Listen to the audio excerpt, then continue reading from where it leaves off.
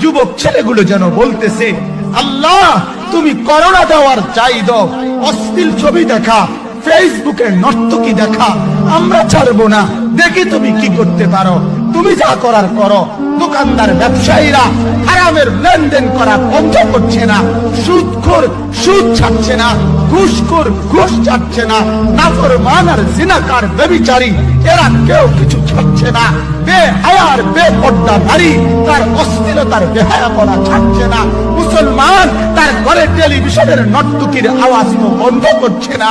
হায় corona কিভাবে যাবে, আযাব কিভাবে যাবে বলেন বলেন বলেন আপনারা।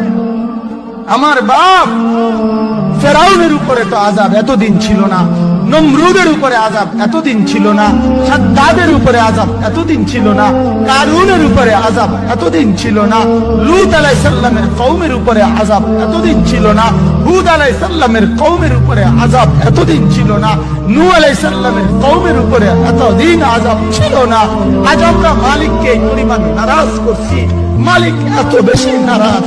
আজ 1 বছর হয়ে গেছে, 1 বছরের চাইতে বেশি হয়ে গেছে, কই করোনার মহামারীর আযাব তো যাচ্ছে না, গেছে গা বলে। আমাদের লক্ষ লক্ষ বাচ্চার পড়ালেখা বন্ধ, এরা নষ্ট হওয়ার চূড়ান্ত পর্যায়ে পৌঁছে গেছে, মোবাইল এদেরকে শেষ করে দিয়েছে। লক্ষ লক্ষ ছেলে, গতকালকে এক মা আমার আত্মীয় ফোন দিয়া বলতেছে, সকাল 10টায় বাচ্চাটা ঘর থেকে মোবাইল লইয়া বাইর হইছে, রাতের 10টায় মা তারে ফোন দিয়া বলছে, বাপ ঘরে আসতি না, ভাত খাইতি না। বাচ্চা তারে বলতেছে, তোমার অসুবিধা কি, তোমার সমস্যা কি? মা কথা বইলা কাইন্দা দিছে যে, শোনেন হুজুর কদুর দোয়া করো।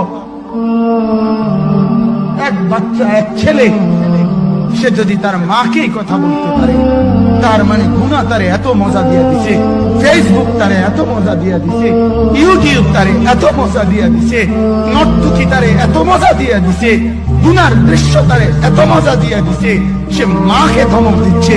রাত 10টা বাজলে কি হইছে, রাতে 3টা পর্যন্ত দেখলে তোমার সমস্যা, আমার আখিরাত আমি নষ্ট করলে তোমার অসুবিধা।